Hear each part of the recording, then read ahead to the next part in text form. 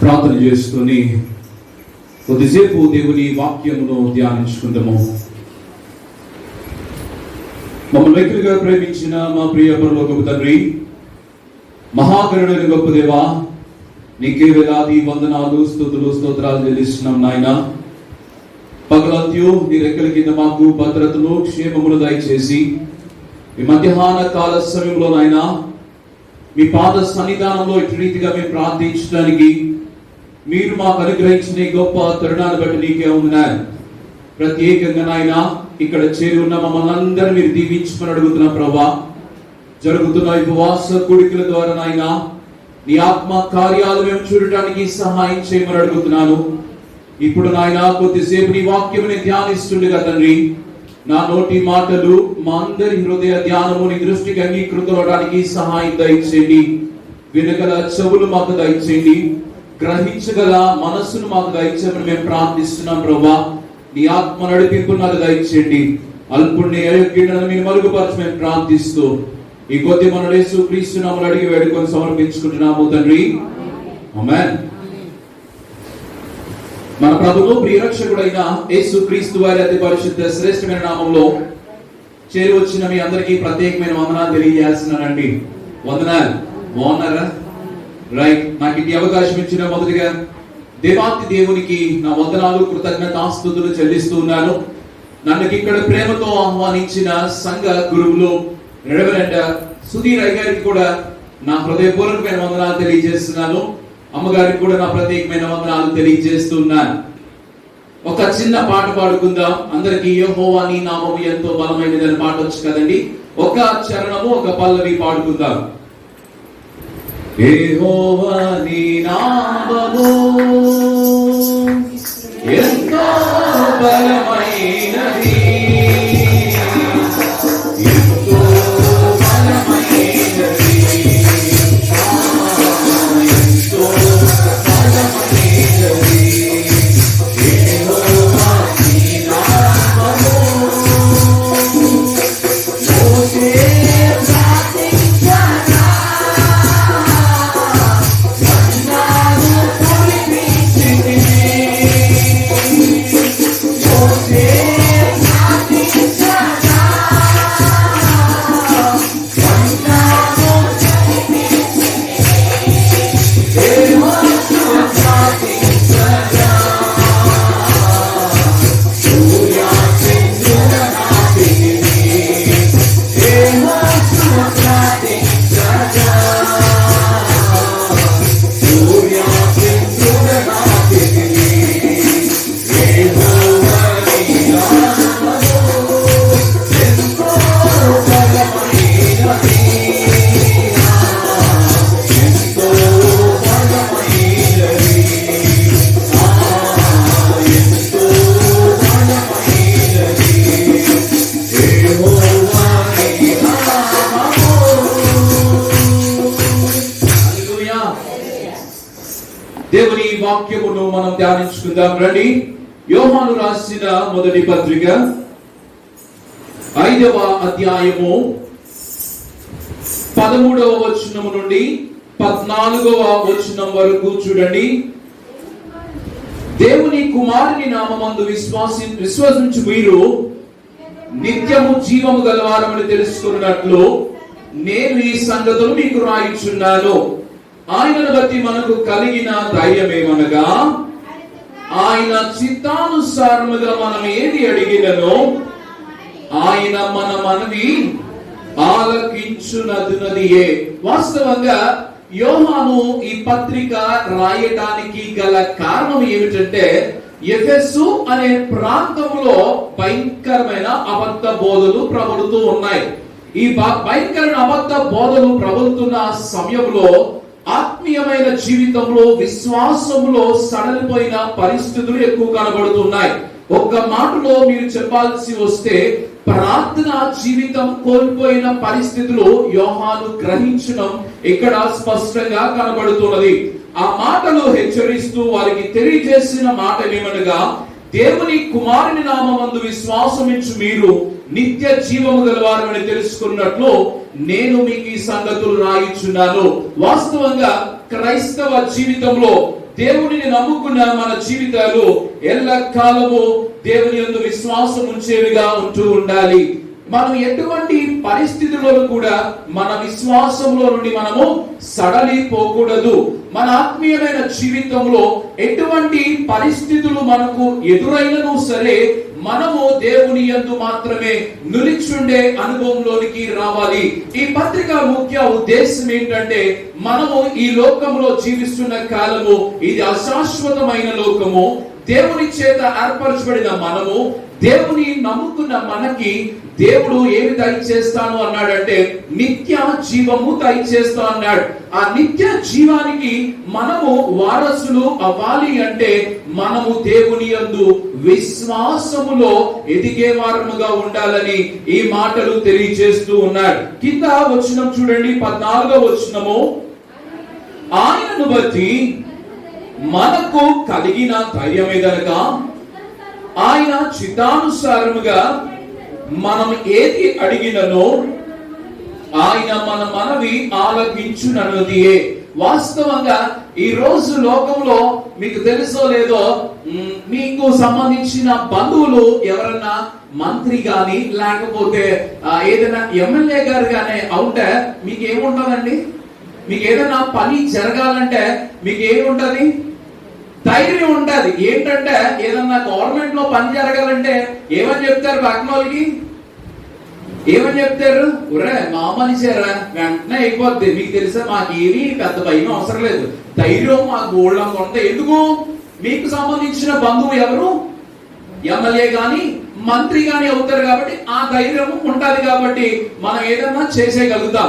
అయితే ఇక్కడ కూడా దేవుని వాక్యము బయలుపరచబడుతున్నది కదా, మనకు కలిగిన ధైర్యము ఏదనగా, ఆత్మీయమైన క్రైస్తవ జీవితంలో మనకి కూడా ఒక ధైర్యం ఉంది.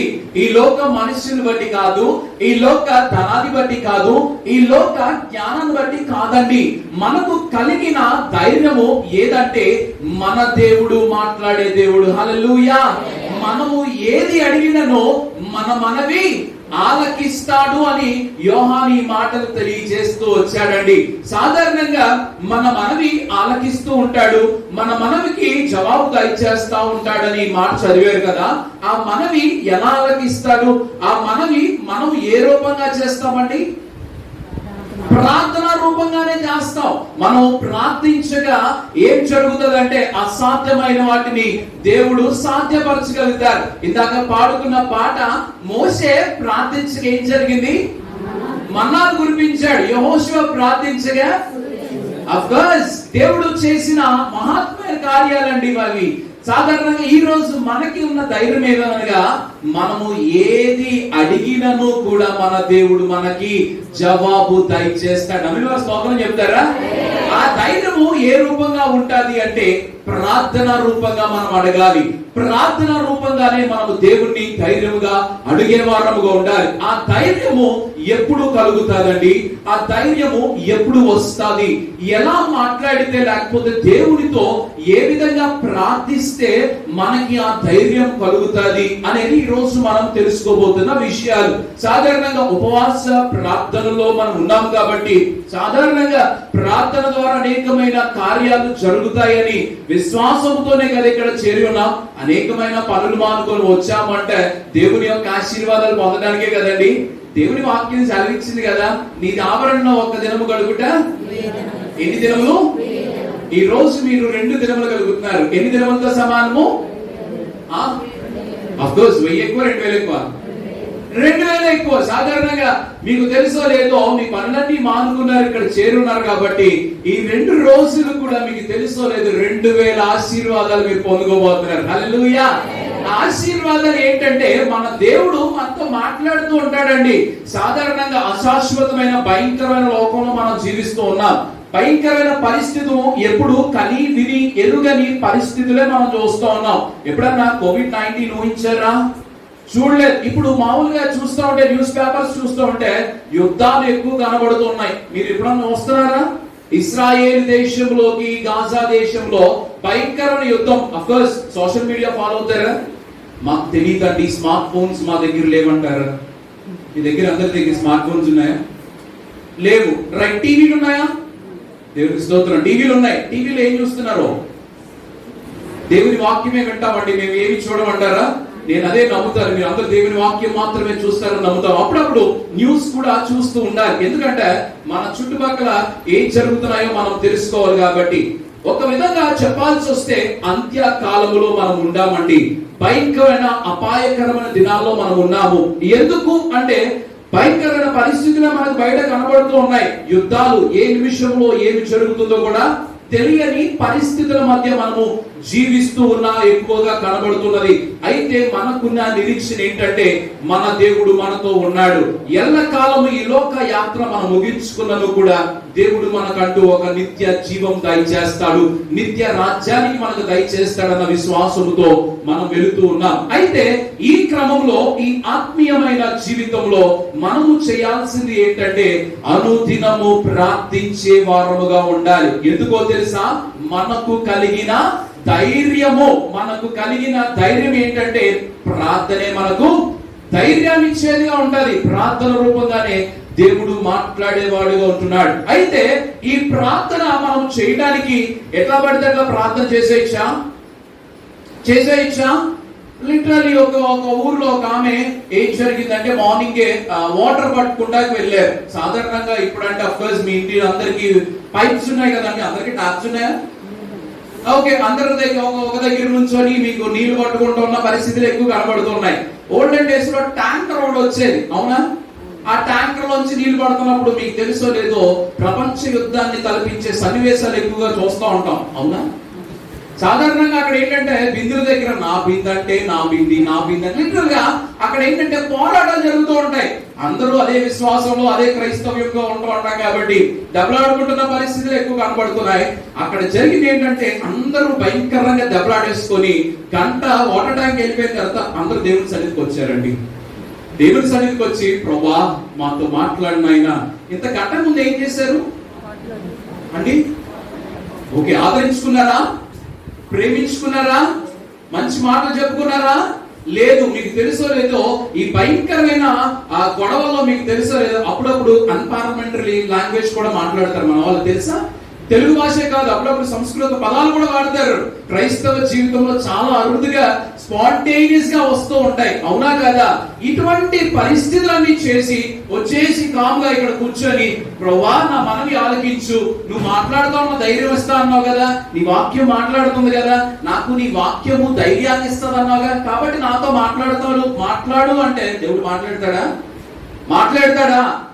మాట్లాడనండి. ఒక మాట మీకు ఉదాహరణగా చెప్తూ ఉంటాను. మీకు అన్ని కలిగి ఉన్నాయి, రేషన్ కార్డు కలిగి ఉంది, ఆధార్ కార్డు కలిగి ఉంది, ఇవన్నీ కలిగి ఉండి రేషన్ బండి వచ్చినప్పుడు హలో నాకు రేషన్ బండి ఇస్తాడా? ఏం చేస్తున్నారు మీరు? ఏం వేస్తున్నారు? ఏరు ముద్ర. నీకు తెలీదా? నువ్వు మా చుట్టమేగా, మా బంధువే కంటే ఇస్తున్నాడా? సొంత నీ బంధువే నీకు రేషన్ ఇవ్వలేని పరిస్థితులు. ఎందుకు అంటే దానికంటూ ఒక ప్రక్రియ ఉందండి, దానికంటూ ఒక నియమం ఉంది, అవునా కదా? ఒక పద్ధతి, ఒక విధమైన రూల్ అండ్ రెగ్యులేషన్స్ ఉంటూ ఉన్నాయి కదా.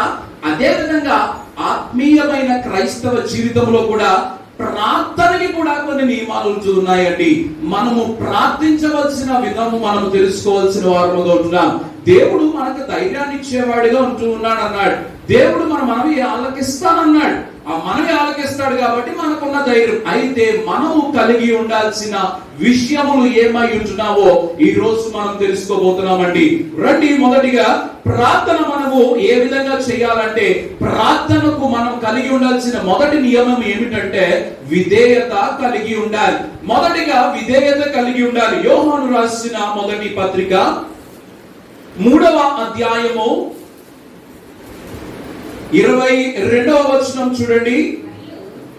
మరియు 222వ పేజ్ చూడండి. మరియు మనమైన ఆజ్ఞలను గైకొనుచు ఆయన దృష్టికి ఇష్టమైనవి చేయుచున్నాము గనుక మనము ఏమి అడిగినను అది ఆయన వల్ల మనకు ఏ విధంగా దొరుకుతాది అంటే మొదటిగా ఇక్కడ చూస్తే ఆయన దృష్టికి ఇష్టమైనవి చేయుచున్నాను, దానికంటే ముందు మరియు మనం ఆయన ఆజ్ఞలను గైకొనుచు. మొదటిగా మనం కలిగి ఉండాల్సిన నియమం ఏంటంటే ఆజ్ఞలు గైకొని వారుగా ఉండాలి.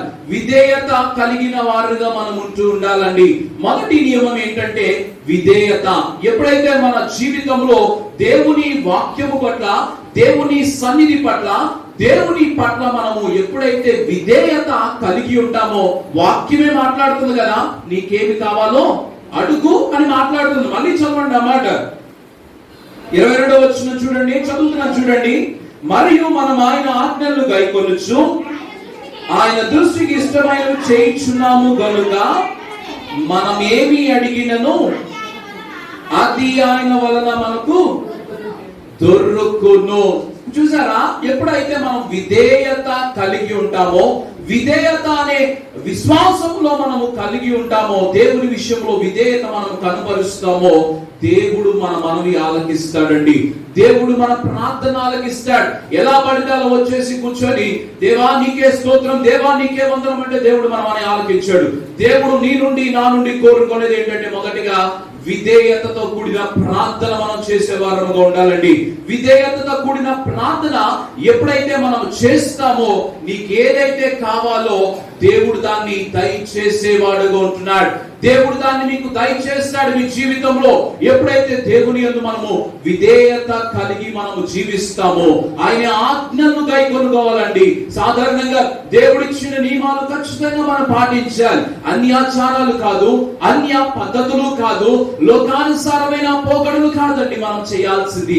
మనం చేయాల్సిన పని ఏంటంటే దేవుని ఆజ్ఞలు మాత్రమే గైకొనే వారముగా ఉండాలి. కాబట్టి దేవుని వాక్యాన్ని మనము ఎల్లకాలము పఠిస్తూ వారుగా ఉంటూ ఉండాలండి. అనుదినము దాన్ని ఎప్పుడైతే మనము ధ్యానిస్తామో, దేవుడు వాక్యము చేత కూడా మనతో మాట్లాడేవాడుగా కూడా ఉంటున్నాడండి. మొదటి నియమం ఏంటండి? విధేయత. విధేయత కలిగి ఉండాలి. రెండో నియమం చూద్దాం చూడండి. యోహాను సువార్త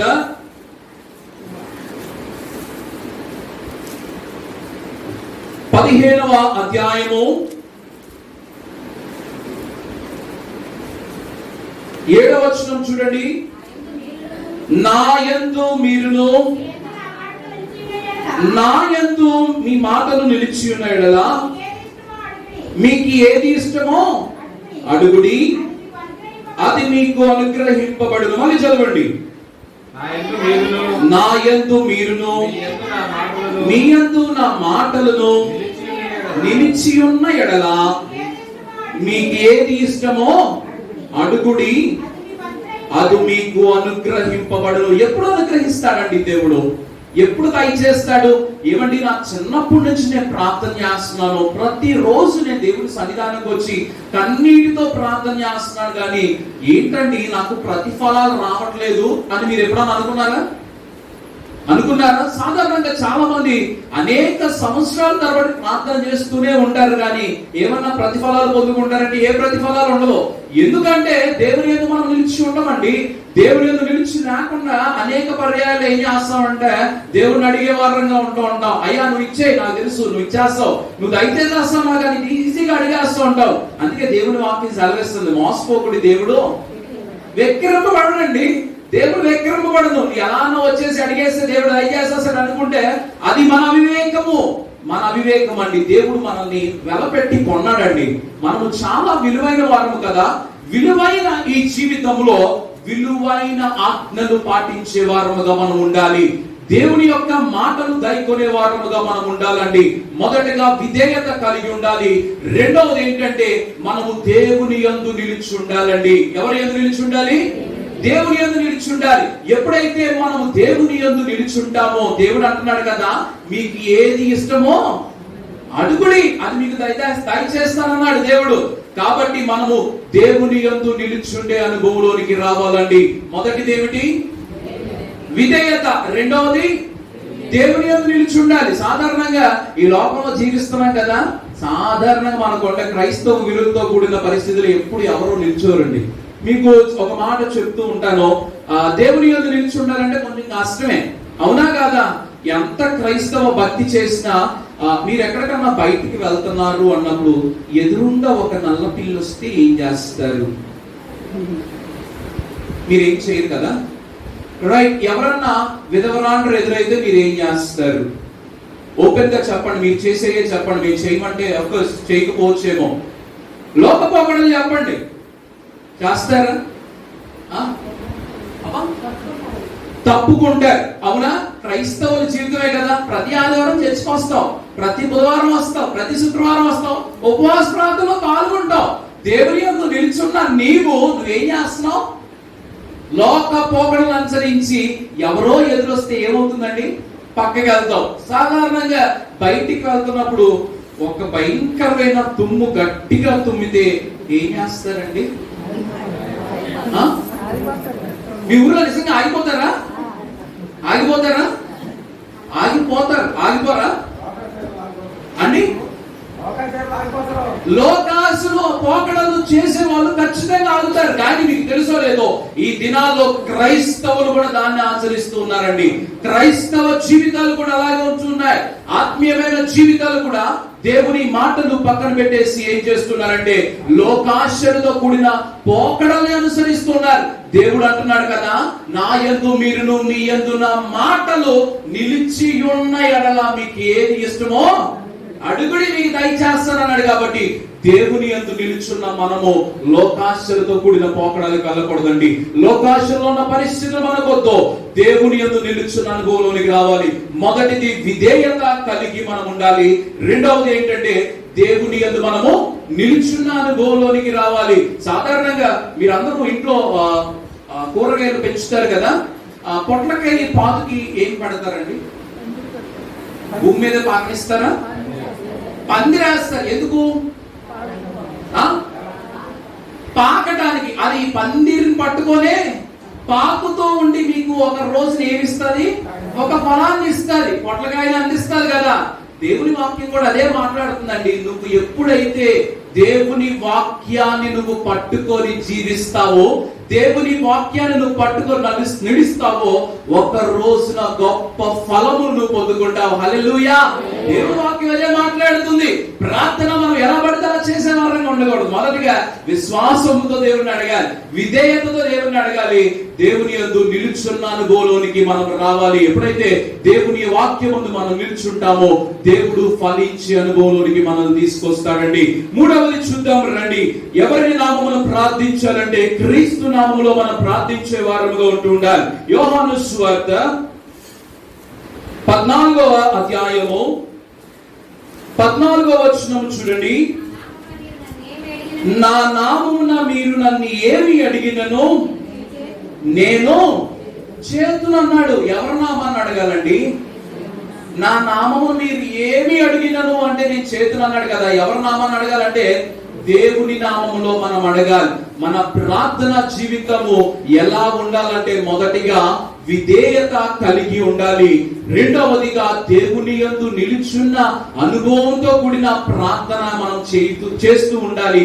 మూడవది ఏంటంటే దేవుని నామమందు మనం ప్రార్థించే వారముగా మనం ఉండాలి. ఈ లోకాశ్చర్యతో కూడిన పరిస్థితులు కాదండి. మీకు తెలుసో లేదో, ఈ లోకంలో క్రైస్తవులుగా పిలువబడుతున్న మన జీవితంలో తెలుసో లేదో ఒక్కొక్కసారి అన్య పోకడలు ఆచరిస్తూ ఉంటారు. ఈ రోజు మనం ఇక్కడ చేస్తూ ఉంటాం ప్రార్థన. ఏదన్నా కార్యం జరగాలంటే అక్కడెక్కడికో వెళ్తే మా కార్యం జరుగుతుంది అంటారు. మీ ఊర్లో అంటారు లేదు, మాకు తెలియదు. కానీ నేను చూసిన పరిస్థితుల్లో అయితే ఎక్కడికో కొండెక్కితే మా కార్యం జరుగుతుందండి అంటారు. అవునా కాదా? అవునా కాదా? ఉదాహరణ మీకు ఒక మాట చెప్తారండి. ఎంతమంది గుణదలు వెళ్ళారు? మీలో వెళ్ళారు. మాక్సిమం అందరూ గుణదలు వెళ్ళారు. ఎక్కడికి వెళ్ళారు గుణదల? సిలువు దగ్గరికి. అక్కడ దేనికి ప్రసిద్ధి? మేరీ మాత గుడి. ఆఫ్ కోర్స్ అమలోత్వయి మాత యొక్క పుణ్యక్షేత్రము అని దాని మీద పేరుంటారు. మీరు మాట్లాడుతున్నారు కానీ నేను కూడా మ్యూజిషియన్ గా ఉన్నప్పుడు అనేకమైన ప్రోగ్రామ్స్ కి నేను వెళ్తూ ఉన్నాను. మీకు తెలుసో లేదో, నేను సేవలో ట్రైనింగ్ లో ఉన్నప్పుడు కూడా నన్ను అన్నారు ఏమో తెలుసా, మాకు ఒక ఫంక్షన్ జరుగుతుంది నిత్య, నువ్వు రావాలి. ఎక్కడికి అంటే ఇంటికి కాదంట, కొండ మీదకి రా, అక్కడ మాకు భోజనాలు. అక్కడ ఏంటి అంటే మేము పాపకి అన్నం ముట్టిస్తున్నాం అని చెప్పారు.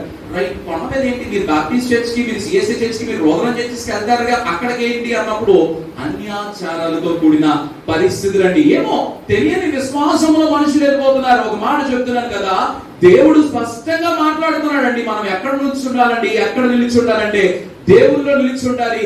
ఎవరి నామాన్ని అడగాలి? దేవుని నామాన్ని అడగాలి. మనం ఎవరి నామాన్ని అడుగుతున్నాం? మనల్ని మనంగా పరీక్షించుకోవాల్సిన అవసరం చాలా ఉందండి. ఒక విధంగా చెప్పాల్సి వస్తే క్రైస్తవ జీవితంలో ఒకటే మాట దేవుడు సెలవిచ్చాడు, వెచ్చగానైనా ఉండు, నులువెచ్చని స్థితి. అఫ్కోర్స్ డాక్టర్స్ కూడా చెప్తూ ఉన్నారండి, ఏమంట తెలుసా? Of course if your body is going to be good, you are good. If your body is going to be hot, of course you are perfect. If your body is going to be a normal, almost you are in the death stage అని చెప్తారు. వాస్తవంగా వేడిగా ఉంటే జ్వరం అంటాం, చల్లబడిపోతే ఒళ్ళు చల్లబడింది అంటాం. ఈ రెండింటి కాకుండా మధ్యలో స్థితి ఉందంటే మీ చాప్టర్ అన్నట్టు అఫ్కోర్స్ డాక్టర్సే అది సర్టిఫై చేస్తాడు. దేవుని వాక్యం కూడా అదే సెలవిస్తుంది కదా, మన ఆత్మీయమైన జీవితంలో ఎప్పుడు దేవుడితో ఉన్న అనుభవంలోనికి రావాలండి. నులువెచ్చని స్థితులు మనకొద్దు. దేవుని యందు మాత్రమే మనం నిలుచుండి ప్రార్థన చేయాలి. విశ్వాసంతో ప్రార్థన చేయి. విశ్వాసంతో ఎప్పుడైతే మోకాళ్ళుని విధేయతతో ప్రార్థిస్తావో దేవుడు నీ మనవి ఆలకిస్తాడు. నీకు ఏది ఇష్టమో అడగమన్నాడు. ఎప్పుడైతే దేవునిలో నిలిచి ఉండి నువ్వు అడుగుతావో నీకేది ఇష్టమో దేవుడు అడగమన్నాడు. ఎప్పుడైతే దేవుని నామమందు నువ్వు ప్రార్థిస్తావో నీకు ఏది ఇష్టమో అడగమన్నాడండి. దేవుడి వాక్యం సెలవిస్తుంది కదా, అడుగుడి మీకు ఇవ్వబడు, వెదకుడి మీకు తట్టుడి. అఫ్ కోర్స్ అడుగు ప్రతి వారికి దేవుడు ఇస్తానన్నాడు కదండి. ఇవ్వను అని దేవుని వాక్యం ఎక్కడ లేదండి. దేవుడు అడుగును ప్రతిదీ ఇస్తాడండి. ఎప్పుడు ఎలా అడగాలంటే మొదటిగా మనము విధేయత కలిగి ఉండాలండి. దేవుని విషయంలో విధేయత మనం కలిగి జీవించాలి. రెండోది, యేసుక్రీస్తు నామములో మనము ప్రార్థించే వారంగా ఉండాలి. దేవుని యందు నిలిచున్న అనుభవంలోనికి వచ్చి ప్రార్థించే వారంగా ఉండాలి. మూడవది ఏంటంటే దేవుని నామములో ప్రార్థించే వారముగా మనం ఉండాలి. అయితే ఈ ప్రార్థన ఏం చేస్తుంది? మీరు అంతా బాగానే చెప్పారు, మీకు ఏది ఇష్టమో అడగమన్నారుగా. ఆఫ్ కోర్స్ అడుగుతాం. ఈ ప్రార్థన ఏమైనా చేస్తుందా? నా భాష మీకు అందరూ అర్థమవుతుందా? రైట్, ఇలాగే చూస్తునేసరికి మీకు అర్థమవుతుంది, నాకైతే తెలియట్లేదు. రైట్, అర్థమవుతుంది కదా? రైట్, ఈ ప్రార్థన ఏం చేస్తుందండి? జవాబు ఇస్తుందా? ఖచ్చితంగా ఇస్తుంది. మీకు తెలుసో లేదో, ప్రార్థన అనేకమైన అద్భుతాలు చేసేదిగా ఉంటున్నది. ఈ ఉపవాస ప్రార్థన కూడా మన జీవితాన్ని మరొక నూతన జీవితంలోకి తీసుకురాబోతుంది. హల్లెలూయా. ఈ ప్రార్థన ఏం చేస్తుందో కొన్ని అంశాలు నేను చెప్పి ముగిస్తానండి. ప్రార్థన మనల్ని ఏం చేస్తుందో చూద్దాం రండి. లూకాసు సువార్త 9వ అధ్యాయము 29వ వచనం చూడండి.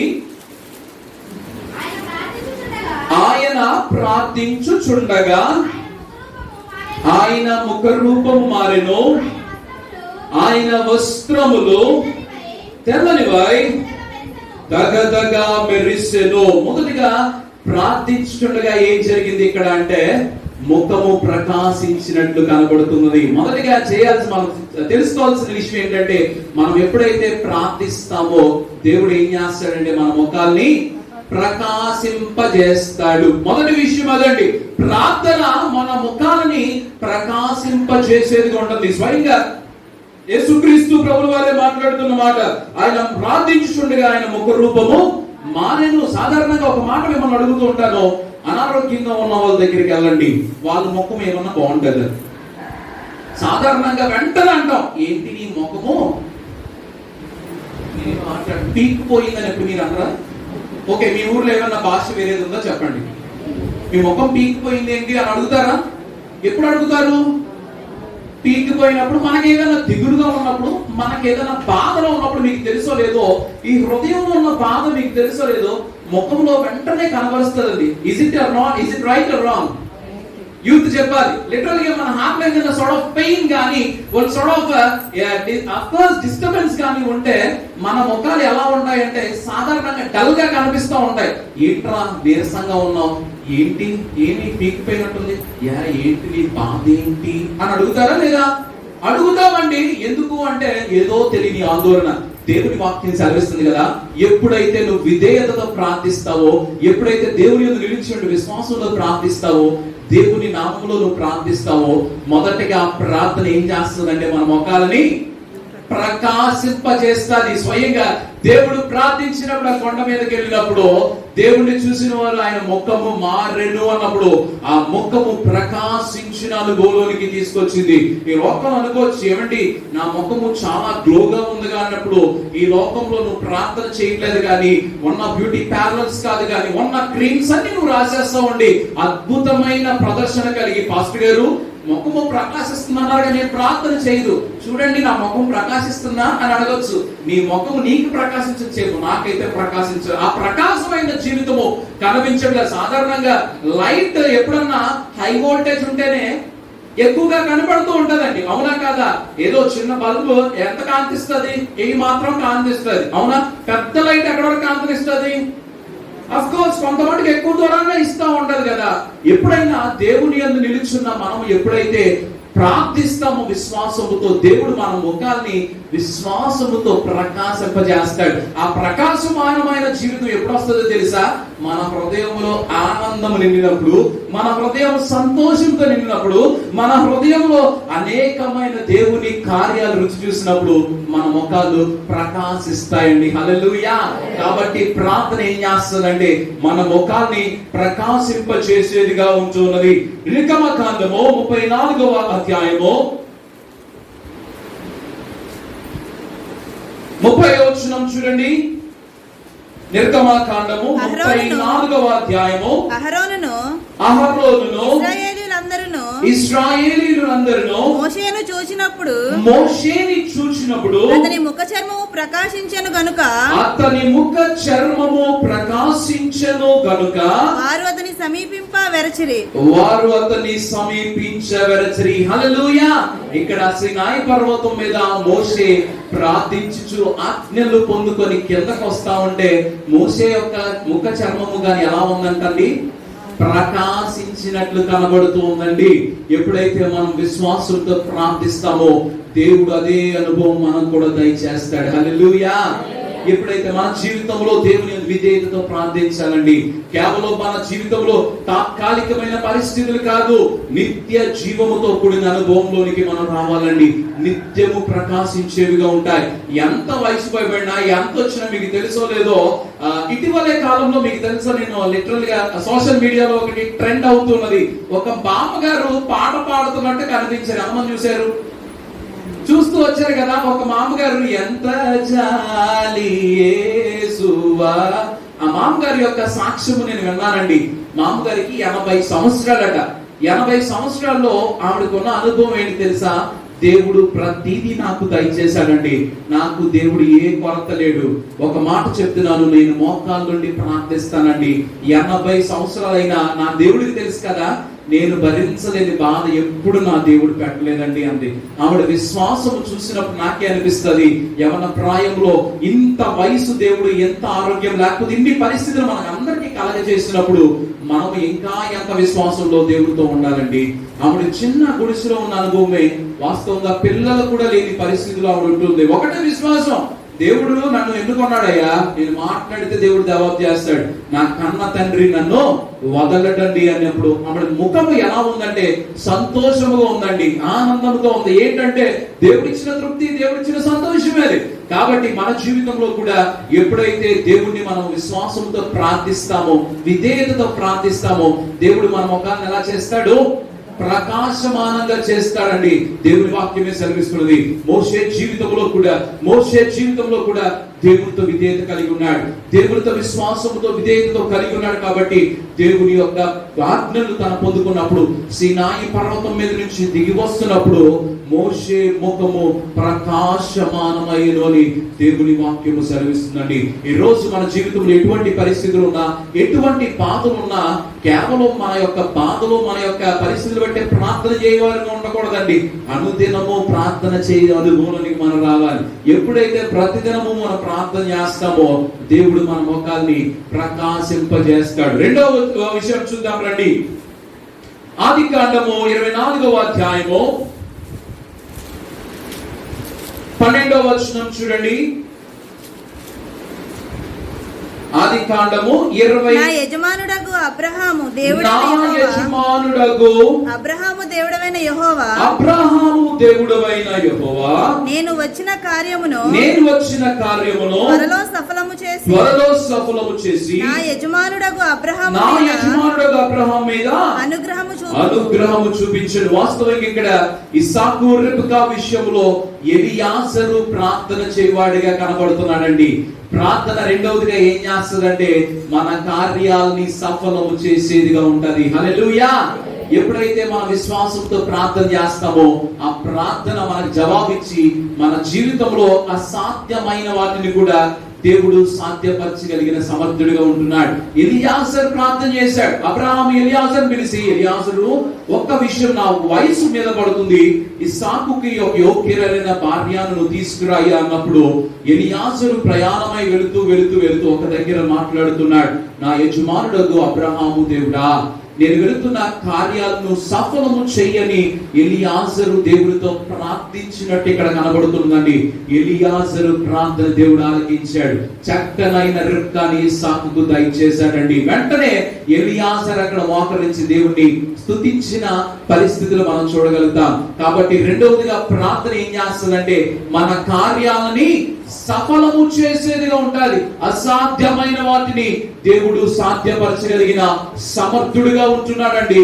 మనము ఎన్ని ఇక్కట్లో ఉన్నాను, ఎన్ని బాధల్లో ఉన్నాను, ఎన్ని ఆర్థిక సమస్యలతో మనం ఉన్నాను కూడా ఎప్పుడైతే విశ్వాసముతో విధేయతతో ప్రార్థిస్తామో దేవుడు అసాధ్యమైన వాటిని కూడా సాధ్యపరచగలిగిన సమర్థుడండి. దానియేలు, షడ్రకు, మేషకు, అబేద్నెగోల యొక్క జీవితంలో దానియేలు ఒక ప్రావిన్స్ లో ఉంటున్నాడు. షడ్రకు, మేషకు, అబేద్నెగోల ఒక దగ్గర ఉంటూ అగ్ని గుండములో వారిని పడవేసినప్పుడు నిత్యము వారు ప్రార్థన చేయవారుగా ఉంటున్నాడండి.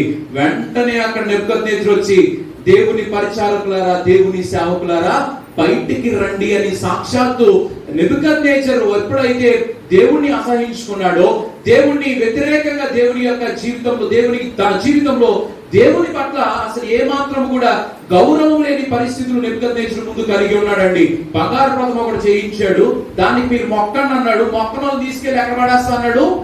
అగ్నిగుండంలో పడేస్తా అన్నాడు. వెంటనే దాంట్లో దేవుని నమ్మిన పరిస్థితులు ఇక్కడ కనిపించినాయండి. షడ్రక్, మేషక్, అబేద్నెగోల జీవితంలో కూడా తెలియని ఒక ఛాలెంజ్ ఎదుర్కొన్నారు. వెంటనే మీకు తెలుసో లేదో ఆ పరిస్థితిలో చాడీలు చెప్పేవారు ఆనాటి కాలంలో కూడా ఉన్నారండి. మీకు తెలుసో లేదో, ఇప్పుడు మీకు ఉండకపోవచ్చేమో కానీ ఆనాటి కాలంలో చాలా మంది గొప్ప గొప్ప న్యూస్ రీడర్స్, న్యూస్ రిపోర్టర్స్ ఎక్కువ ఉండేవారు. ఎలాంటి పరిస్థితులు అంటే వెంటనే అందరూ ఒక బల్ లాగా ఆ శబ్దం మోగన వెంటనే ఆ బంగారు ప్రతిమకు మొక్కాలి. మొక్కని వారిని ఏం చేస్తారంటే తీర్పు ఏంటంటే తీసుకెళ్లి అగ్నిగుండంలో పడవేస్తాను అని ఆ రాజు ఆజ్ఞ పాస్ చేసినప్పుడు సాధారణంగా షడ్రక్, మేషక్, అబేద్నెగోలు కూడా లైన్ లో నుంచున్నారండి. రానే వచ్చిన గడియ వెంటనే గంట మోగిన శబ్దం మోగిన వెంటనే అందరూ ఆ యొక్క వాయిద్యాలు శబ్దం విన వెంటనే అందరూ ఇలా మోకరించారు. కానీ ఈ ముగ్గురు మోకరించల. పక్కన వాళ్ళు ఏం చేశారు తెలుసా? రాజా నీకు విషయం చెప్పనా అన్నారు. ఏంటి అని అడిగాడు రాజు. ఏంటి అని అడిగితే, మీకు తెలుసా మీరు బంగారు ప్రతిమ ఒకటి మొక్కిచ్చారుగా, మేమందరం మొక్కామయ్యా, ఈ యొక్క ముగ్గురు మమ్మల్ని అసలు మొక్కలా తెలుసా, మీ యొక్క ఆజ్ఞను ధిక్కరించారని భయంకరమైన భయమాన్ని సాడని చెప్పేవారు ఆనాటి కాలంలో కూడా ఉన్నారు. తీసుకెళ్ళి ఎక్కడ చెప్పారండి? రాజు దగ్గర చెప్పారు. రాజు దగ్గర చెప్పిన వెంటనే వాళ్ళు ప్రవేశపెట్టను అన్నాడు. ప్రవేశపెట్టి రాజు కూడా చూడాలి కదా, ఏంటి ఇది నిజమా కాదని రాజు పరీక్షించాడండి. పరీక్షలో భాగంగానే మళ్ళీ వెంటనే వాయిద్యాలు వాయించండి, అందరూ మొక్కండి అన్నప్పుడు ఈ ముగ్గురు మొక్కలేదండి. తీసుకెళ్లి వెంటనే అగ్నిగుండంలో పడేయండి అన్నాడండి. అగ్నిగుండంలో నుంచి దేవుడు వారితో మాట్లాడిన వాడిగా కనబడుతున్నాడండి. మీకు తెలుసలేదో, ఏ రాజు అయితే దేవుడిని అసహించుకున్నాడో ఆ రాజే దేవుడిని నమస్కరించాడు. హల్లెలూయా. అసాధ్యమైన వాటిని కూడా సాధ్యపరచగలిగిన సమర్థవంతమైన దేవుడిని మనం కలిగి ఉన్నామండి. మనకి ఇంకా భయం ఏంటి? మనకున్న కొరత ఏంటండి? మనకున్న ధైర్యం కూడా ఈరోజు అదే. మనం ఏది అడిగినా కూడా దేవుడు మనకి దయచేస్తాడు. అయితే ఎలా పడితే అలా అడగకూడదు. కాబట్టి దానికి కొన్ని నియమాలు మనం చదువుకున్నాం కదా. విధేయతతో దేవుని అడగాలి. దేవుని నిలిచి ఉండే అనుభవంలోనికి మనం రావాలి. దేవుని నామంలో మనం ప్రార్థిస్తూ ఉండగా ప్రార్థన మొదటగా ఏం చేస్తుంది? ముఖాన్ని ప్రకాశింపజేస్తుంది. రెండోది దేవుడి కార్యాలని ఏం చేస్తుంది అంటే అసాధ్యమైన కార్యాలని దేవుడు సఫలపరుస్తాడు. ప్రార్థన కార్యాలని సఫలపరిచేది ఉంటది. విశ్వాసంతో కూడిన ప్రార్థన మనం చేయాలండి. ఈ రోజు ప్రార్థించడం మొదలు పెట్టితే దేవుడు ఏదో ఒక రోజు నీ ప్రతిఫలం దయచేస్తాడు. మీ అందరూ ఇంట్లో విత్తనాలు ఎప్పుడైనా నాటారా? వేసవికాలంలో అందరూ మామిడికాయ టెంక పడేసి అక్కడ చిన్నప్పుడు టెంక అక్కడ కప్పెడతాం ఏమన్నా అప్పుడు చూస్తూ ఉంటారు, లేకపోతే కూరగాయల విత్తనాలు తీసుకొచ్చి ఏదో వేస్తూ ఉంటారు. ఎందుకు?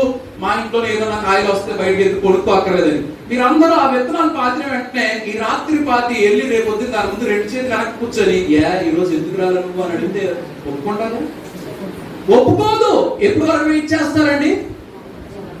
అది పెరగాలి, పెద్దవ్వాలి, ఆకులు వలించాలి, మంచిగా వచ్చి దానికి తగిన సమయంలో నువ్వు వంకాయ పాదు పాస్తే వంకాయలు వస్తాయి, బెండకాయలు పెడితే బెండకాయలు వస్తాయి. కాబట్టి ఆ తగిన సమయం వరకు నువ్వు వెయిట్ చేస్తావుగా. అంతేందుకు వరి విత్తనాలు వేస్తారండి. రేపు మాపు మన కోతలు ఉంటూ ఉంటాయి కదా, కోతలకు వెళ్తూ ఉంటారు. ఇప్పుడు కనిపిస్తున్న పొలంలో కోతలు ఎప్పుడు నాటారండి? ఆగస్టులో ఓకే, ఈ రోజు ఈ మంత్ ఏంటి? నవంబర్. ఎన్ని నెలలు అండి? సుమారుగా 4 నెలలు, లేకపోతే 3 నెలలు, 4 నెలలు. ఎదురు చూడట్లేదా? ఎదురు చూసిన తర్వాత ఆ ఫలం ఎవరు పొందుకుంటారండి? మనమే కదా పొందుకోలేదు. ఒకే మాట చెప్తున్నాను, ఈ రాత్రి మధ్యాహ్న కాల సమయంలో మన ప్రార్థన కూడా అదే విధంగా ఉండాలి. ప్రార్థన చేసామంటే ఒక అంశం మీద విశ్వాసంతో ప్రార్థన చేసి దేవుణ్ణి అడుగు. కనిపెట్టి అనుభవం మనకు ఉండాలండి. ఓర్పుతో కూడిన పరిస్థితులు మనం కలిగి ఉండాలి. దేవుడు తగిన సమయంలో మనకు ఫలం దయచేస్తాడు. లోకంలో మనకున్న పరిస్థితులే మనతో మాట్లాడుతున్నాయి కదా. ఆ యొక్క పరిస్థితులు అవి వేస్తేనే 3 నెలలు 4 నెలలు ఎదురు చూస్తూ ఉండి ధాన్యం అనిపించినప్పుడు ఆ సంతోషాన్ని పొందుకుంటారండి. మంచిగా చేతికి పంట వచ్చిందండి, మంచిగా ఈ రోజు ఇన్ని క్వింటాలు అయింది, లేకపోతే ఇన్ని టన్నులు అయింది, ఎంత పట్టు వచ్చిందండి, సంతోషంగా ఉంటాం కదా. మన జీవితంలో కూడా ప్రార్థన కూడా అదే కార్యాలు చేస్తుందండి. ఎప్పుడైతే మనం విశ్వాసముతో ప్రార్థన అనే విత్తనం ఈ రోజు కానీ నాటితే అండి, ఎప్పుడైతే ప్రార్థన జీవితంలో మనము విశ్వాసముతో కనిపెట్టే అనుభవంలోనికి మనం వెళ్తామో అసాధ్యమైన వాటిని కూడా దేవుడు సాధ్యపరచగలిగిన సమర్థుడు. హల్లెలూయా. ఒక చిన్న ఉదాహరణ చెప్తాను. ఒక గ్రామంలో ఒక పెద్ద ఆవిడ ఉంటూ ఉన్నది. సాధారణంగా ఇలాగే ప్రార్థనకు వచ్చింది. నా పాటి దైవజనులు ఇలా మాట్లాడుతూ ఉండగా పాపం కూర్చొని 2 చేతులు, లేకపోతే 3 చేతులు, 4 చేతులు ముందు వెనక పెట్టుకొని ఏదో ఒక విధంగా వాక్యం విందండి. వాక్యం విన్నంటే ఏంటంటే, ఆ రోజు దైవజనుడు మాట్లాడేది ఏంటంటే, నువ్వు విశ్వాసంతో ప్రార్థించినప్పుడు కొండని పెకిలించి పక్కన పడవేయగలుగుతావు అన్న అంశం మీద మాట్లాడింది. రైట్, ఇదే ఒక్క అంశం మీద ఆవిడ చాలా చాలా చాలా విందండి. దేవుడు ప్రార్థిస్తే అఫ్కోర్స్ విశ్వాసంతో ప్రార్థించినప్పుడు కొండను కూడా నువ్వు పెకిలించి పడేయగలుగుతావు కదా అన్న మాట విని ఆవిడ ఆలోచిస్తూ ఉంది. ఈవిడ ఇంటికి వెళ్ళిన వెంటనే ఈవిడ ఇంటి ముందు ఒక పెద్ద గొట్ట ఉందంటండి. ఆ గొట్ట కోసం ఈవిడ కామ్గా ఇంట్లోకి వెళ్ళి ఈ రాత్రి ప్రార్థన చేయడం స్టార్ట్ చేసింది. ప్రభువా, విశ్వాసంతో ప్రార్థన చేస్తే కొండను కూడా పెగిలించి పక్కన పడేయగలుగుతా అన్నావు కదా, ఆ శక్తిని ఇస్తాన్నావు కదా. రైట్, ప్రార్థనకు అంత శక్తి ఉందన్నావుగా. రైట్, కాబట్టి నేను ప్రార్థిస్తున్నాను నాయన, ఇప్పుడు నేను ప్రార్థిస్తున్నాను కాబట్టి నువ్వు నా ఇంటి ముందున్న గొట్టలు తీసేయాలి అని కిటికీ నుంచి వస్తుంది. మరి నా ఇంటి ముందున్న గొట్టలు తీసేయాలి అని మళ్ళీ పక్కకి వెళ్ళి ఇంట్లో చూస్తా ఉంది. రాత్రి అంత పాపం ప్రార్థన చేసి చేసి ఇలా చూస్తూ మళ్ళీ ప్రార్థన చేసి ఇలా చూస్తూ ప్రార్థన చేసి ఒక రోజు మార్నింగ్ పడుకొని పోయింది. ఆ టైం వచ్చి పడుకొని పోయింది. పొద్దున్నే ఆ బామ్మ గారు వెంటనే డోస్ తీసి బయటకు వెళ్ళిన వెంటనే ఆవిడ అనుకున్నాను, నాకు తెలుసు ప్రభువా ఆ గొట్ట అక్కడ ఉంటుందని, ఉట్టుట్టి మాటలు కదా అన్నాడు. ఈవిడ ఏముంది అది ఆ విశ్వాసంతో కార్యం జరుగుతాయా? నువ్వు విశ్వాసంతో ప్రార్థించాలి కదా. సాధారణంగా ఏదో రూపంలో దేవుడు అద్భుతం చేస్తాడు. రేపు పొద్దున మనుషులు విశ్వాసంతో ప్రార్థన చేసి, అయ్యా నాకు కష్టంగా ఉంది, నేను ఒక్కదాన్ని గుట్ట పక్కన వెళ్ళిపోతున్నాను అన్నప్పుడు దేవుడు ఎవరో మనం ప్రేరేపించి తీసుకొస్తాడు కదా. కాబట్టి ఆ విశ్వాసం లేకుండా మనం ప్రార్థన చేసేవారు ఉంటే కార్యాలు చూడమండి. విశ్వాసముతో ఎప్పుడైతే మనం ప్రార్థన చేస్తామో దేవుని యొక్క కార్యాలు చూస్తాం. హల్లెలూయా. ప్రార్థన మొదటిగా మన ముఖాల్ని ప్రకాశింపజేస్తుంది. రెండో, ప్రార్థన ఏం చేస్తుందంటే కార్యాలని సఫలము చేసేదిగా ఉంటున్నది. మూడవది చూద్దాం రండి. లూకా శుభవార్త 21వ అధ్యాయము 36వ వచనం చూడండి. కొంచెం గట్టిగా చదువుతారా?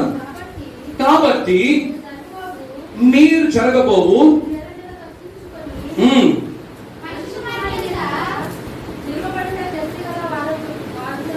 కాబట్టి మీరు జరగబో వీటి నల్ల తప్పించుకొని వారగనట్లు మనిషి కుమారు ఎదుట నిలవబడుటకు శక్తి గలవారగునట్లు, ఒక్కరు చదవండి, ఎల్లప్పుడూ ప్రార్థన చేయొచ్చు మెలకువగా ఉండు అని చెప్పాను. మూడవదిగా ఏంటంటే ప్రార్థన మనకు శక్తినిచ్చేదిగా ఉంటున్నదండి. హల్లెలూయా. ప్రార్థన మనకు శక్తినిచ్చేదిగా ఉంటుంది. ఎంత శక్తిని అంటే మనిషి కుమారుని ఎదుట నిలవదగిన శక్తి ఇస్తుంది. సాధారణంగా దేవుని యొక్క రెండో రాకడలో ఎత్తబడే అనుభవంలోనికి ఉన్నప్పుడు తీర్పులో దేవుని ఎదుట నిలబడాలి అంటే దేవుడు ఆ శక్తిని నీకు దయచేస్తాడండి.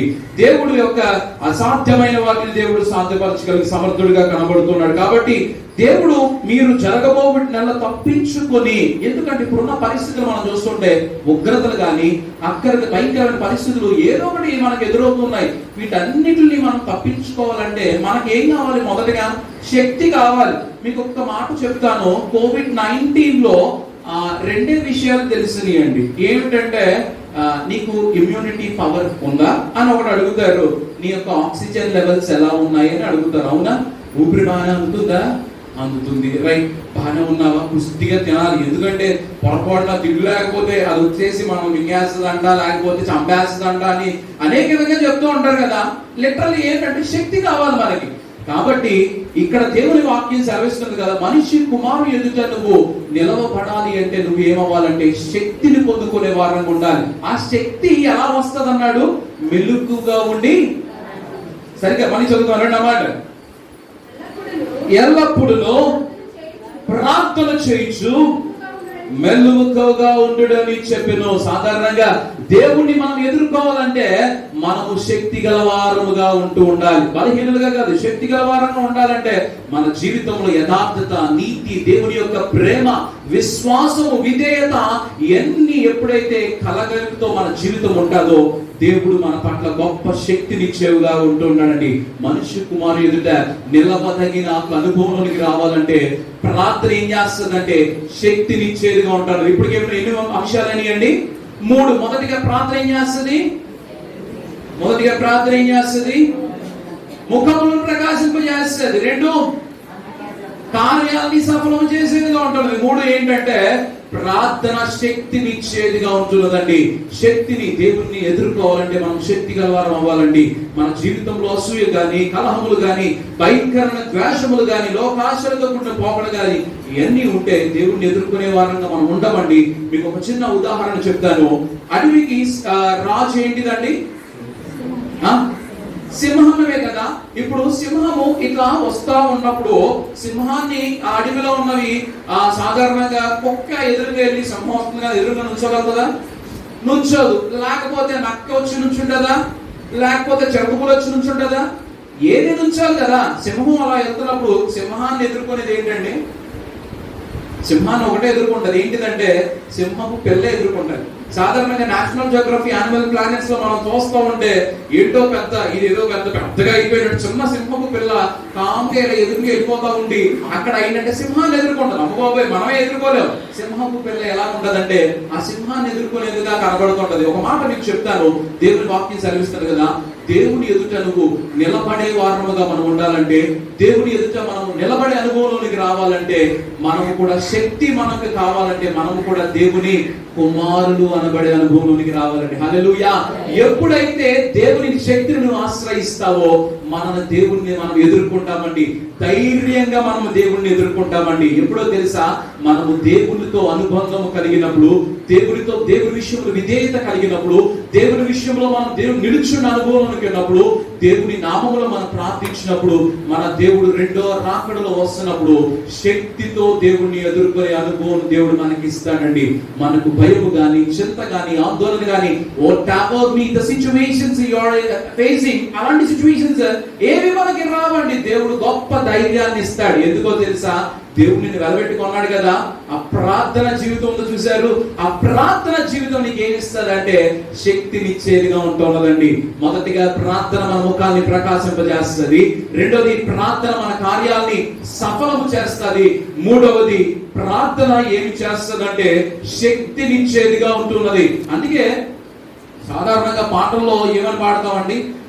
ప్రార్థన శక్తి నాకు కావాలయ్యా, నీ పరలోక కావాలయ్యా. ప్రార్థన శక్తి నాకు కావాలయ్యా, ఈ పరలోక అభిషేకం కావాలయ్యా. యేసయ్యా కావాలయ్యా నీ అభిషేకం కావాలయ్యా యేసయ్యా నీవు కావాలయ్యా అభిషేకం కావాలయ్యా ప్రార్థనా శక్తి నాకు కావాలయ్యా నీ పరలోక అభిషేకం కావాలయ్యా. ఇక్కడ ఈ పాట పాడుకుంటూ ఉంటాం కానీ ఎప్పుడన్నా దాని గురించి ఆలోచించారా? ప్రార్థన శక్తి కావాలి కావాలి కావాలి అన్నప్పుడు చిన్నప్పటి నుంచి పాడదానంలో ఆ ప్రార్థనా శక్తిని నువ్వు పొందుకుంటున్నావా? ప్రార్థనా శక్తి కలిగి మనం ఉంటున్నామా అనేది మనం పరీక్షించుకోవాలండి. ఎప్పుడైతే దేవునిలో విధేయత, దేవునిలో నిలిచున్న అనుభవము, దేవుని యొక్క నీతి విశ్వాసము మనం కలిగి ఉంటామో దేవుడు మన ప్రార్థన ఆలకించి ఆ ప్రార్థనలో గొప్ప శక్తిని ఇస్తానన్నాడండి. హల్లెలూయా. 4వ విషయం చూద్దామండి. లూకా సువార్త 7వ అధ్యాయము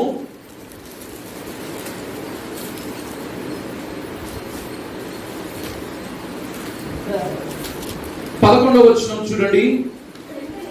వెంటనే ఆయన నాయీలను ఒక ఊరికి వెళ్ళుచుండగా ఆయన శిష్యులను బహుజన సమూహమును ఆయనతో కూడా వెళ్ళుచుండిరి. ఆయన ఆ ఊరి గవిని ఎందుకు వచ్చినప్పుడు చనిపోయిన ఒకడు వెనుకలకు మోసుకొని పోచుండగా అతని తల్లి అతనికి ఒక్కడే కుమారుడు, ఆమె విధవరాలు. ఆ ఊరి చెందిన అనేకులు ఆమెను కూడా ఉండిరి. ప్రభు ఆమెను చూసి ఆమెను కనికరపడి ఏడవద్దు అని ఆమెతో చెప్పి దగ్గర వచ్చి పాడి ముట్టిగా మోయిచున్న వారు నిలిచిరి. ఆయన చిన్నవాడ లెమ్మని నీతో చెప్పుమనగా ఆయన చనిపోయిన వాడు లేచి కూర్చోండి మాట్లాడసాగిరి. 4వది ఏంటంటే ప్రార్థన మనల్ని బ్రతికించేదిగా ఉంటుందని. హల్లెలూయా. ఎప్పుడైతే మనం విశ్వాసముతో మనం ప్రార్థిస్తామో ప్రార్థన మనల్ని బ్రతికిస్తాది. ఎటువంటి సమస్యలు, ఎటువంటి పరిస్థితులు మీకు తెలుసో లేదో కొన్ని వ్యాధులు, బాధలు కృంగతీసినప్పుడు కూడా ఆ యొక్క పరిస్థితుల్లో ప్రార్థన ఏం చేస్తుందంటే మనల్ని బ్రతికిస్తూ ఉంటారండి. ఒక్క మాట చూద్దాం రండి. 2వ రాజుల గ్రంథంలో కూడా అద్భుతమైన ఉదాహరణ దేవుడు ఇక్కడ పొందుపరిచాడు. 2వ రాజుల గ్రంథము 20వ అధ్యాయము 1వ వచనం చూడండి. ఆ దినములలో హిజ్కియాకు మరణకరమైన రోగము కలుగగా ఆమోజు కుమారుడును ప్రవక్తయునైన యెషయా అతని యొద్దకు వచ్చి నీవు మరణమవుచున్నావు, బ్రతుకవు కనుక నీవు నీ ఇల్లు చక్కబెట్టుకొనుమని యెహోవా సెలవిచ్చుచున్నాడని చెప్పగా అతడు తన ముఖము గోడ తట్టు త్రిప్పుకొని యెహోవా యథార్థ హృదయుడనై సత్యముతో నీ సన్నిధిని నేను ఎట్లు నడుచుకుంటునో నీ దృష్టికి అనుకూలముగా సమస్తము నేను జరిగించుదును కృపతో జ్ఞాపకము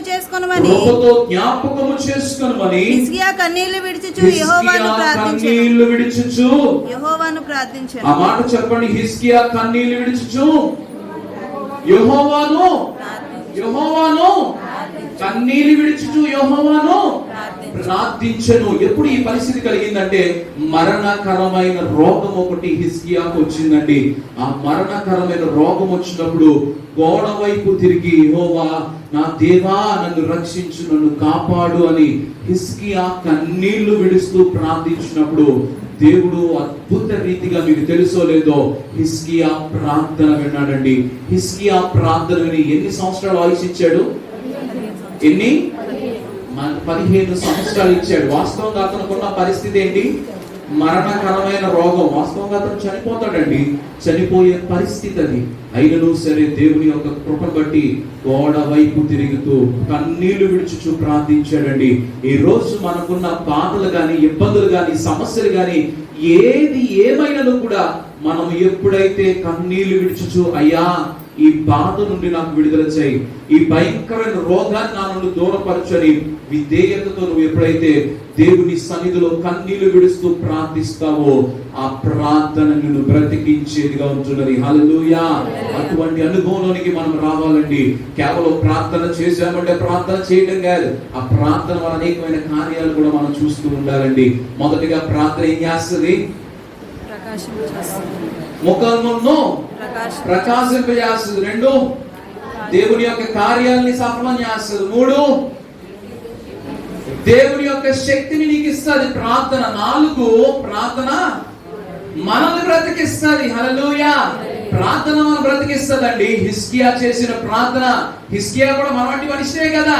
హిజ్కియా ప్రార్థన చేసినప్పుడు దేవుడు మరణకరమైన రోగాన్ని తప్పించి బ్రతికించాడు. ఎంతకాలం ఆయుష్ ఇచ్చాడంటే 15 సంవత్సరంలో హిజ్కియాకి దేవుడు ఆయుష్ ఇచ్చాడండి. మన విశ్వాస జీవితంలో కూడా అటువంటిదై ఉండాలండి. మన ఆత్మీయమైన జీవితంలో కూడా దేవుని యందు విధేయత మనం కలిగి ఉండాలి. మన విశ్వాస జీవితం కూడా దేవుని యందు నీతి యథార్థతతో కూడిన జీవితంగా మనది ఉంటూ ఉంటే మనకి అటువంటి పరిస్థితులు కలిగినప్పుడు కూడా దేవుడు మనల్ని ఆలకించి ఆ యొక్క పరిస్థితులు మన నుండి దూరపరుస్తూ ఉంటాడండి. కాబట్టి అటువంటి అనుభవంలోనికి మనం రావాలండి. కాబట్టి ఆఖరిగా ఒక మాట చూద్దాం రండి. ప్రార్థన ఏం చేసేది ఉంటుందంటే ఆఖరిగా ప్రార్థన అద్భుతాలు చేసేదిగా మనకు ఉంటున్నది. అపోస్తుల కార్యములో 2వ అధ్యాయము, అపోస్తల కార్యముల గ్రంథము 2వ అధ్యాయము 22వ వచనం చూడండి. ఇశ్రాయేలు వారులారా, ఈ మాటలు వినుడి, ఈ మాటలు వినుడి. దేవుడు నజరేయుడకు యేసు చేత అద్భుతములను మహత్కార్యములను సూచక క్రియలను మీ మధ్యను చేయించి ఆయనను తన వలన మెప్పు పొందిన వానిగా మీకు కనపరిచెను. ఇది మీరే ఎరుగుదురు. సాధారణంగా మీకు తెలుసో లేదో మన ప్రార్థన ఏం చేస్తుందంటే అద్భుతాలు చేస్తుంది. ఈ పర్యాయము లేకపోతే ఈ సందర్భము గాని ఆలోచిస్తే ఐగుప్తు యొక్క దేశంలో ఇశ్రాయేలు యొక్క ప్రజలు 430 సంవత్సరంలో చెరలో ఉన్నారండి. ఆ భయంకరమైన ఐగుప్తు చెరలో ఉన్నప్పుడు దేవుణ్ణి ప్రార్థించడం మొదలు పెట్టారు. అయ్యా, ఈ భయంకరమైన బానిసత్వ బ్రతుకు మాకేంటి, ఈ భయంకరమైన శోధన మాకేంటి, ఈ భయంకరమైన పరిస్థితి మాకేంటి అని దేవుణ్ణి విశ్వాసముతో భయంకరంగా అడిగారండి వాళ్ళు. దేవుడు వాళ్ళు మనవి ఆలకించి ఒక అద్భుత కార్యము చేశాడు. మోషేని వాళ్ళ కొరకు నియమించి ఐగుప్తు నుండి విడిపించాడండి. ఎన్నో అద్భుతాలు, ఎన్నో మహత్ కార్యాలు దేవుడు చేశాడండి. అందుకే పాడుకున్న పాటలో మోషే ప్రార్థించగా దేవుడు ఏం కురిపించాడు? మన్నా కురిపించాడు. వాస్తవంగా తినడానికి ఏం లేదు, అక్కడ ఆకలి దప్పులతో ఉన్నారండి. ఏం జరుగుతుందో తెలియని పరిస్థితి. అక్కడ మోషేని విమర్శిస్తూ ఉన్నారు. సాధారణంగా మీకు తెలుసో లేదో, ఏదన్నా కీడు జరిగితే అయ్యారు మీదకి వెంటనే పడిపోతారు. తెలుసా మీకు ఈ సంగతి? మీ ఊర్లో అలా చేయలేండి. నేను కొన్ని పరిస్థితుల్లో చూశాను. ఏదన్నా తప్పు జరిగిందా వెంటనే వచ్చేస్తారు. అయ్యారు ఏంటి, అఫ్కోర్స్ అయ్యారు అంటే ఏమనుకుంటున్నారు నాకైతే తెలియదు. మరి సాధారణంగా నేను చూస్తున్న అనుభవాలు ఏంటంటే కొన్ని పరిస్థితుల్లో అయ్యారంటే చాలా ఇదిగా తీసేస్తా ఉంటారు. అవునా కాదండి? పట్టించుకోరు, అంత సీరియస్నెస్ ఉండదు.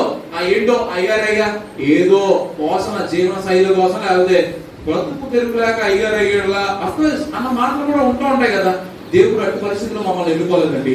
దేవుడు అటు పరిస్థితుల్లో మమ్మల్ని ఎన్నుకోలేదు. అఫ్కోర్స్ అయ్యారు చాలా థియాలజీ చేసి వచ్చారు, ఎంతో ఉన్నతమైన విద్యను అభ్యసించి వచ్చారు. అఫ్కోర్స్ ఇక్కడ ఉన్న పరిస్థితుల్లో కూడా రాత్రి రోహిత్ అయ్య గారు ఇక్కడ ఉన్నారంటే లిటరల్లీ ఆయన ఎంబిన్ చేశారు. మాస్టర్ ఆఫ్ మినిస్ట్రీలో ఆయన విద్య అభ్యసించి వచ్చారు. మేము కూడా ఉన్నతమైన విద్య చేసుకుంటూ వచ్చాము. అఫ్కోర్స్ మాకు జాబ్స్ మేము చేయలేమా, లేకపోతే ఎక్కడో మేము ఉద్యోగాలు చేయలేమా?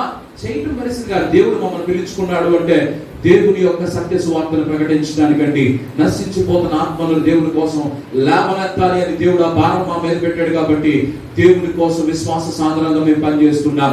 మోషేను కూడా ఐగుప్తు ప్రజలు అదే విధంగా చెరసాలలో ఉండి ప్రార్థించారండి. భయంకరమైన బానిసత్వంలో ప్రార్థించినప్పుడు మోషే వాళ్ళు విడిపించాడు. నేనున్నాను కదా. మోషేని దేవుడు ఎన్నుకొని అద్భుతాలు చేయించిన తర్వాత అద్భుతాలు చేసేంతసేపు మోషే మంచోడు, మోషే మంచోడు, ఎంత గొప్ప గొప్పోడు, ఎంత గొప్పోడు, మా బాబే, మా కన్న తండ్రి, మా బాబోయ్ బాబోయ్ ఎంత భయంకరంగా పొగిడేసి ఉంటారు. ఇశ్రాయేలీయులు నాకేదో తెలియదు కానీ అద్భుతంగా పొగిడేసి, మీకు తెలుసో లేదో అరణ్యం దగ్గరికి వచ్చి ఎర్ర సముద్రం దగ్గర అక్కడ నిలుచున్నప్పుడు అప్పుడు మొదలెట్టాడు.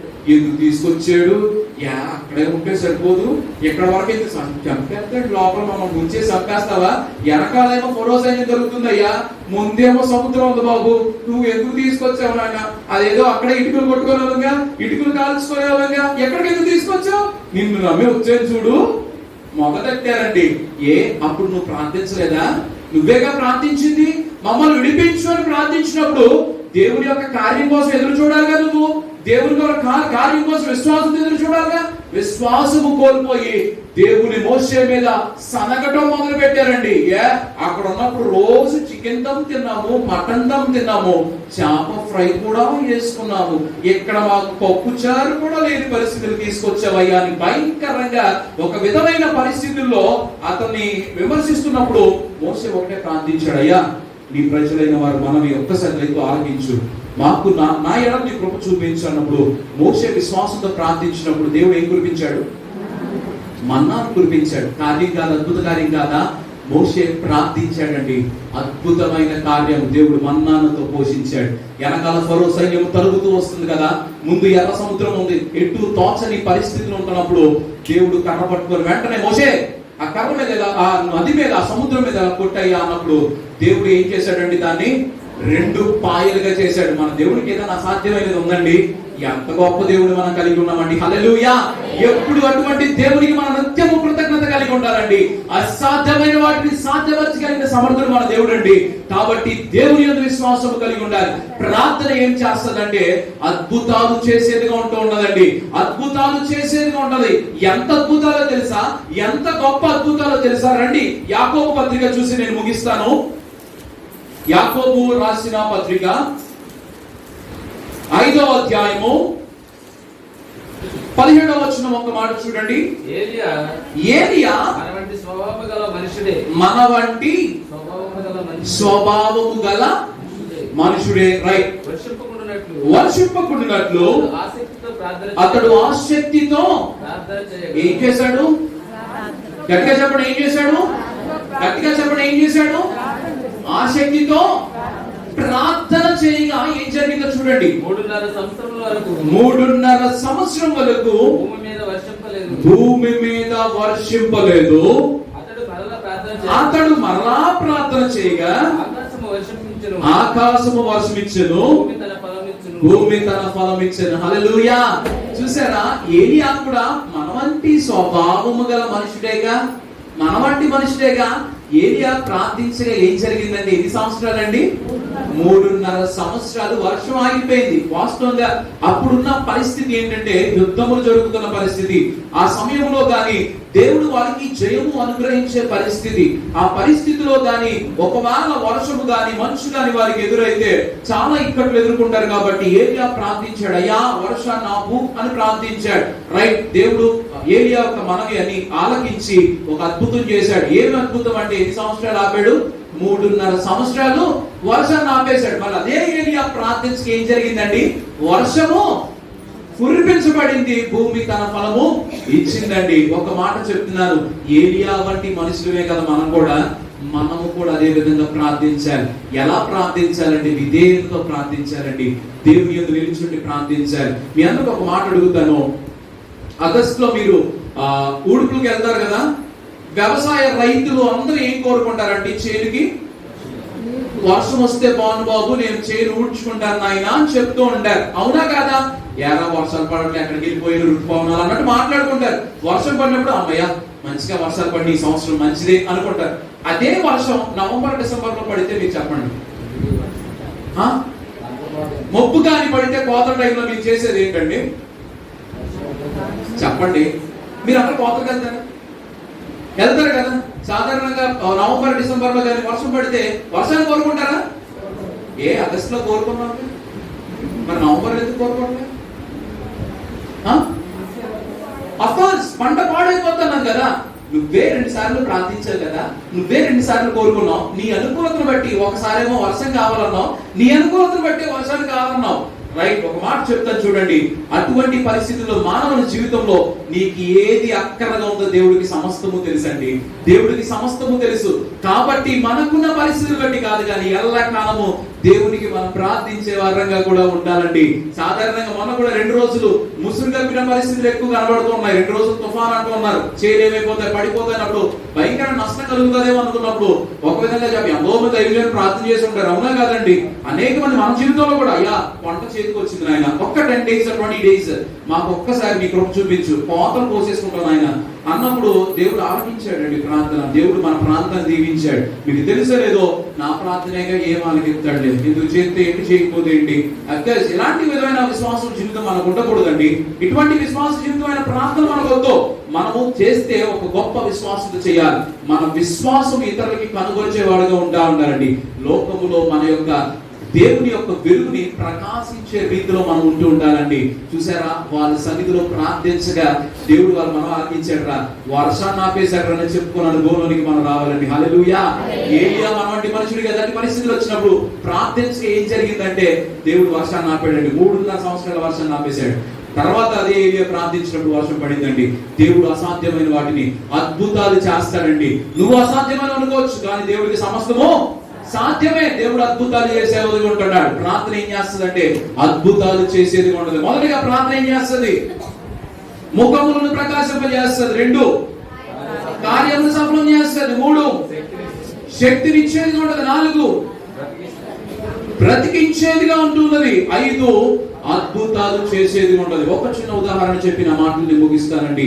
మీ అందరికి హెబ్రోన్ మినిస్ట్రీస్ భక్త సింగ్ గారు మీకు తెలిసే ఉంటారు. అవునా?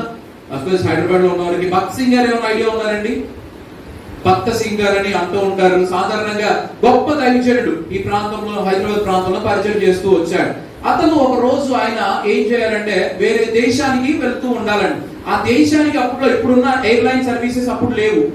అప్పుడు లేని పరిస్థితుల్లో సాధారణంగా ఎప్పుడో ఒకటి ఎయిర్లైన్ ఉన్నప్పుడు ఆ దేశం నుండి ఆయన బుక్ చేసి సువార్త పని మీద నేను ఏం చేశారంటే, అయ్యా మీరు మా దేశం రావాలి, మా దేశంలో మీరు ప్రసంగించాలి, ఇదిగోండి టికెట్ అని పంపించారు. పంపించిన తర్వాత ఈయన కూడా సిద్ధపడి వెళ్తున్న టైంలో ఈయనకి అనుకోకుండా ఒక ఆయన ఎదురొచ్చి, అయ్యా ఒక్కసారి ఒక ఆయన మన విశ్వాసులే ప్రార్థన అవసరత కోరారయ్యా, ఆవిడ మరణ పడకలేదు ఉంది, ఒక్కసారి ప్రార్థన చేశారని అన్నప్పుడు భక్త సింగ్ గారు పక్కన ఉన్న పర్సనల్ అసిస్టెంట్ పిఏ గారు ఏమన్నారంటే, అయ్యా ఇప్పుడు కానీ వెళ్తే ఫ్లైట్ వెళ్ళిపోతాయ్యా అన్నప్పుడు, పర్లా వెళ్దాం, అక్కడికి వెళ్ళి ప్రార్థన చేద్దాం, దేవుడికి అసాధ్యం లేదు, ఫ్లైట్ అక్కడే ఉంటుంది అన్నారు. లిటరల్లీ వెళ్ళారు. ఆ విశ్వాసుల కోసం ప్రార్థన చేశారండి. ప్రార్థన చేసిన తర్వాత దేవుడు అక్కడ కార్యం చేశాడు. తిరిగి వస్తున్నప్పుడు వీళ్ళకున్న ఆందోళన ఏంటంటే, డ్రైవర్ కానీ వీళ్ళకున్న ఆందోళన, ఫ్లైట్ వెళ్ళిపోయి ఉంటుంది, టైం అయిపోయింది, ఫ్లైట్ వెళ్ళిపోయింది ఉంటుంది అనుకుని వస్తూ ఉన్నారు. వీళ్ళు ఎయిర్పోర్ట్ లోకి ఎంటర్ అయ్యారు. ఎయిర్పోర్ట్ లోకి ఎంటర్ అయిన వెంటనే మీకు తెలుసో లేదో వీళ్ళు ఎక్కాల్సిన ఫ్లైట్ వెళ్ళిపోయింది. వెంటనే భక్త సింగ్ గారు మీకు తెలుసో లేదో మోకాళ్ళ నుండి ఎయిర్పోర్ట్ లోనే ప్రార్థించారు, అయ్యా నీ పని మీద నేను వెళ్తున్నాను, నీ పని మీద నేను ఒక దగ్గర ఆగి నీ పని మీద వెళ్తున్నాను, నువ్వు నా పట్ల కార్యం చేయగలుగుతావుగా, నువ్వు నా ప్రార్థన ఆలకిస్తావుగా, నీ చిత్తమైతే ఒక అద్భుతాన్ని చేయనైనా అని భక్త సింగ్ గారు ప్రార్థించినప్పుడు మీకు తెలుసో లేదో ఎయిర్ప్లైన్ పైకి వెళ్ళిపోయి ఎగురుతున్నప్పుడు ఏదో తెలియని సాంకేతిక లోపం అని తిరిగి మళ్ళీ వెనక్కి వచ్చి మళ్ళీ ఎయిర్పోర్ట్ లో ఉన్నప్పుడు మళ్ళీ అనౌన్స్మెంట్ అంటండి, వీళ్ళు ప్రార్థన చేస్తున్నారు. పక్కన వాళ్ళకి ఏంటంటే ఈయన ప్రార్థన చేస్తాడు, ఎయిర్లైన్స్ ఒకసారి వెళ్ళిపోతే వెనక్కి వస్తుంది ఏంటి, అఫ్కోర్స్ మనం ఏమన్నా అఫ్కోర్స్ ఎక్కడి నుంచి బస్సు వెళ్ళిపోతే ఎవరన్నా అక్కడ అడ్డు కొడితే వెనక్కి వస్తుందేమో కానీ ఎయిర్ప్లైన్ వస్తుందండి, రాదు. రాని పరిస్థితిలో వీళ్ళు కూడా అదే విశ్వాసం, ఏం పిచ్చోళ్ళ ప్రార్థన చేస్తున్నాడు అనుకోని అన్నప్పుడు మీకు తెలుసలేదో దేవుడు భక్త సింగ్ గారి ప్రార్థన ఆలకించాడండి. తెలియని పరిస్థితిలో ఏరోప్లేన్ వెనక్కి వెళ్ళి మళ్ళీ అనౌన్స్మెంట్ వచ్చింది. ఏమని అనౌన్స్మెంట్ తెలుసా? ఎవరన్నా ఇంకా ఎక్కాలి అని అనుకుంటే ఫ్లైట్ మళ్ళీ తిరిగి వచ్చింది, మీరు ఎక్కొచ్చు అన్నప్పుడు ఎక్కాల్సింది అంతమంది లేరు, ఒకే ఒక వ్యక్తి, ఆ వ్యక్తే భక్త సింగ్ గారు. హల్లెలూయా. చూసారా, ప్రార్థన ఏం చేస్తుందంటే అసాధ్యమైన వాటిని సాధ్యపరుస్తుంది, అద్భుతాలు చేస్తుందండి ప్రార్థన. దేవుని యొక్క శక్తితో చెప్తున్నాను కదా, దేవుని యొక్క శక్తితో మనం ఎప్పుడైతే నింపబడతామో, విధేయత కలిగి ఉంటామో, మనము చేసే ప్రార్థన అద్భుతాలు చేస్తాయి. ఇంకా జరగదు అన్న వాటిని కూడా దేవుడు గొప్పగా సాధ్యపరుస్తాడు. కాబట్టి ఈ ఉపవాస ప్రార్థనల ద్వారా దేవుడు గొప్ప కార్యాలు చేయబోతున్నాడండి. విశ్వాసంతో ప్రార్థిద్దాం, విధేయతతో ప్రార్థిద్దామండి. దేవుని నుండి నిలుచుండి మనం ప్రార్థిద్దాం. దేవుని నామములో మాత్రమే మనం ప్రార్థిద్దామండి. ఈ ప్రార్థన ఏం చేస్తుందంటే మహా గొప్ప కార్యాలు చేసేది ఉంటుంది. హల్లెలూయా.